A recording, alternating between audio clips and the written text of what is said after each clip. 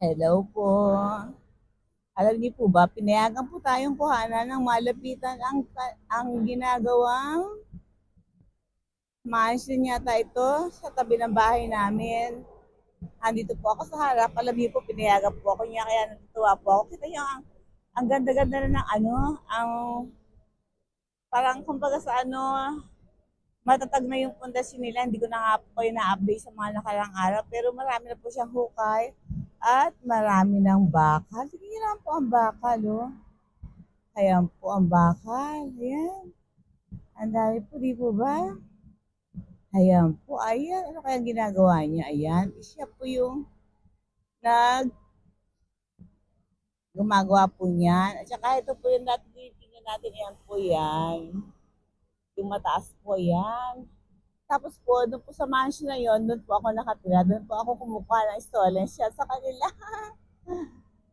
Nakakatawa nga po at pinayagan po tayo na lumapit sa kanila. Excuse po. Ayan po, ayan. Nakakatuwa po. Ang bait po. Ito po yung gwardiya. Oh, yan po. Pinayagan po tayong kumuha. Yan po natin sa malapitan.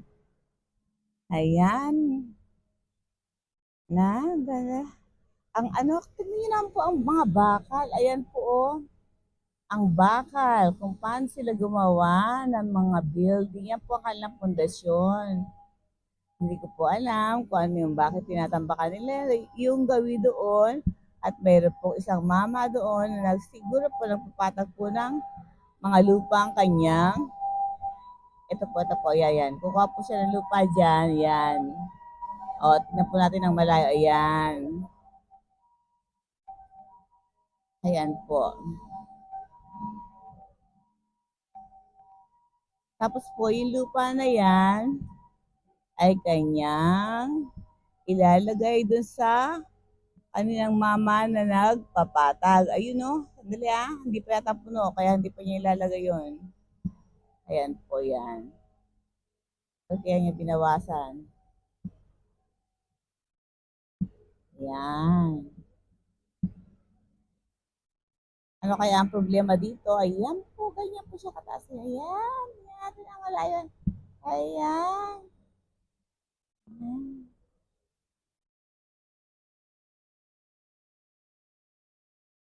Ay, meron po pala siyang kinuhang ayan. Napampatag po yata yan eh. Yan po, oh. Ayan, ganyan po kahirap gumawa ng building dito sa Japan. Pakikita ko sa inyo ang mga bakal. Tingnan niyo naman, ang dami-dami talaga. At hanggang ilang floor po kayo ang gagawin dito?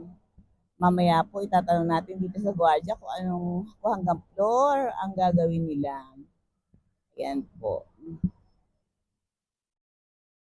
Naku, nakakatuwa naman. At tiniyagan po tayong kumuha dito. Nakakatuwa po. Yan. Ito po siguro yung tawag doon. Tigatingin lang po ang tawag doon. Hindi ko alam kung anong tawag doon eh. Yan po. Ayan. Tingnan natin. Tingnan natin. Ito po yung kanilang pinanghukay po nung nakaraan last time. Yan po yun. Yan.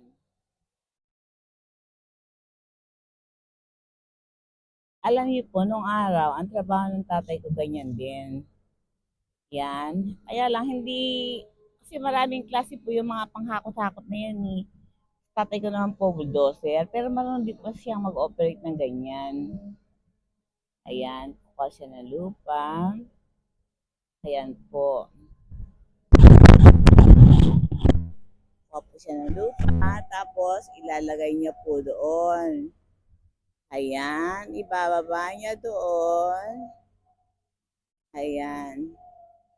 O, baka may matabunan ka dyan, ha? Ingat lang. Ingat lang. Ayan, ayan si kuya, oh. Ayan. Ilalagay niya dyan. Tapos si kuya naman, bababa at kanya, papatagin po yata. Ewan ko po kung ano pong gagawin ni kuya doon. Gusto ko po nga pong lumapit ng malapit, kaya lang nahiya ako eh. Pero at least, eto na po tayo sa harapan at kita-kita naman po natin, pati po yung driver, ayan po. Pakita ko sa inyo ang loob ng kanilang machine, ayan po. Yan, galing po yan mag-drive. O, sige. Ayan, kumuha na naman ng lupa. Yan po siguro ang trabaho niya itong araw na to. Bam. Ayan po. Ayan. Ibinaba niya dyan. Alam niyo po, ngayon ko lang din po, ngayon lang din po ako nakagawa talaga ng kung paano, nakakita ng kung paano gumawa ng pundasyon ng paggawa ng building po. Ngayon lang po. Tignan niyo po ang mga bakal. Ang dami po. Puro bakal. Napakasinop ng bakal. Ayun. Yan. Panoorin niyo na lang po. Kahit hindi po tayo marunong at least po ba, nakikita po natin kung ano yung pamamaraan nila dito sa Japan. Ang totoo po niyan, yan po ay nilalagyan na po nila ng cover yan para yung alikabok po ay hindi lumabas o hindi makapunta sa ibang bahay, di po ba? Alikabukan yung mga ibang bahay o mga ibang tao dahil ito po ay katabi lang na bus station. Yan po. Kaya swerte po ang makakatira dito kung halimbawa po at mansion po ang ginagawa dito. Swerte po kasi po ang lapit niya sa bus station. Hmm. Time na yata ng pahinga ni Kuya. Ayun o, napahinga na si Kuya. Ayan, tinutulungan niya ito o. Ayan. Tingnan niyo po ang bakal. Ayan po, oh, ang sinap-sinap talaga ng bakal. Ano kaya yung bakal na to? Ayun na, may mga nakalupi pa, oh. Di po ba? Ayan po, oh. Pinagtutulungan po nilang anuhin yung nandoon. Kung ano yun, hindi ko po alam. At ayoko po lumapit dahil nahihiya po ako. Ayan po. Pero isipin niyo po sa atin po kasi sa Philippines, pagka halimbawa pag gumagawa tayo ng building, ang dami po ng tauhan. Alam niyo po ba kung bakit? Kasi sa atin, hindi katulad dito sa Japan na talagang ang mga gamit ay talagang yung marami silang gamit na update po ba? Sa atin po kasi ang paggawa ng kung ano ay mano-mano. Di po ba? Yun po ang nagiging problema sa atin. Kaya kuminsan, nagtatagal po ang paggawa ng building. Ayan, si Kuya, sipag-sipag po Kuya. Ayan, no? Hahakot na naman siya. Dapat alas 3 na po. Dapat nagpapahinga na po siya eh. Kasi dito po, ang mga nagtatrabaho po sa ganyan, alas 12 hanggang 1, may break time po sila. Tapos po, pagkatapos po nun, mula alas hanggang, ang ulit po nun, alas 3, merienda na naman po. Hanggang 3:30. Eh si Kuya mukha hindi yata nagpahinga, baka niraras po nila ito. Imagine, 4 lang po silang tauhan dito ngayon nun, nakikita ko. 4 lang po. Yan po. Samantalang ang laki-laki po ng ginagawa nila, hindi po ba? Yan, 4 lang po sila.